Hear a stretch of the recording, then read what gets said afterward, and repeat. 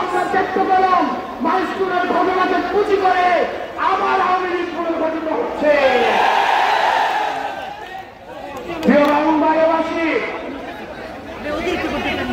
আমাদের প্রেসিডেন্ট বিরোধী প্রত্যেকটি রাজনৈতিক দলকে আহ্বান করব, বাংলাদেশের স্বার্থে, আপনার রাজনীতির স্বার্থে, বৃহৎ বাংলাদেশের স্বার্থে প্রেসিডেন্ট বিরোধী প্রত্যেকটি রাজনৈতিক দলকে ঐক্যবদ্ধভাবে আওয়ামী লীগকে মোকাবেলা করতে হবে। একই সাথে সাথে একই গণতান্ত্রিক উত্তরণের জন্য আমরা যে সংস্কার প্রস্তাবগুলো দিয়েছি, এই সংস্কার প্রস্তাবের আশু বাস্তবায়নের মধ্য দিয়ে একটি গ্রহণযোগ্য নির্বাচনের দিকে যেতে হবে। সেটির পূর্বে বিশ্বমান বিচার এবং সংস্কার নিশ্চিত করতে হবে। আমাদের আপার হাউসে অবশ্যই বিচার নিশ্চিত করতে হবে।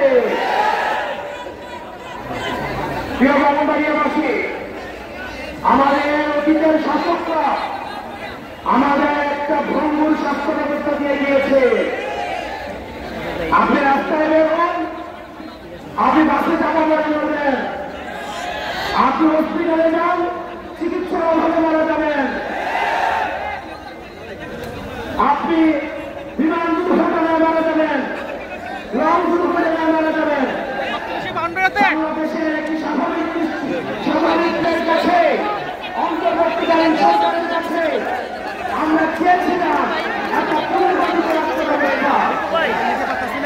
দুঃখজনক বিষয় হচ্ছে আমাদের সাবেক স্বাস্থ্যমন্ত্রী যিনি নিয়োজিত, আমাদের বর্তমান স্বাস্থ্যমন্ত্রী হচ্ছে বাংলাদেশ।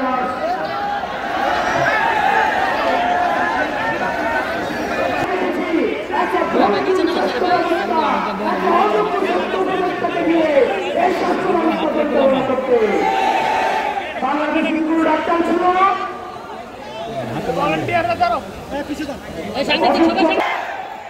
আমরা যে স্টালিনের শাসন রয়েছে সেটির উঠে গিয়ে আমরা ইনসাফের শাসন ব্যবস্থা নিশ্চিত করব। সবার জন্য আমরা সবার অধিকার, ইনসাফ, স্বেচ্ছতা চাই করে বাংলাদেশ আমরা গঠন করব। আপনারা সবাই ভালো থাকবেন, সুস্থ থাকবেন। আমার বাড়ি কুমিল্লা, এই ব্রাহ্মণবাড়িয়াতে আমাদের গুরুত্বপূর্ণ সম্পর্ক রয়েছে। আমাদের পারিবারিক ব্যবসা, আমাদের পারিবারিক বিভিন্ন ধরনের আত্মীয়, আমাদের নিজস্ব ব্যবসা এই ব্রাহ্মণবাড়িয়াতে রয়েছে। দীর্ঘ অনেক বছর ধরে ব্রাহ্মণবাড়িয়ার সাথে আমাদের যোগাযোগ আছে। আমরা একই সাথে কুমিল্লা ব্রাহ্মণবাড়িয়ার যে গুরুত্বপূর্ণ সম্পর্ক সেটিকে আরো সুসংগঠিত করার মধ্য দিয়ে আমরা একটা পুনর্গঠিত বাংলাদেশ গড়ার ক্ষেত্রে এই ব্রাহ্মণবাড়িয়া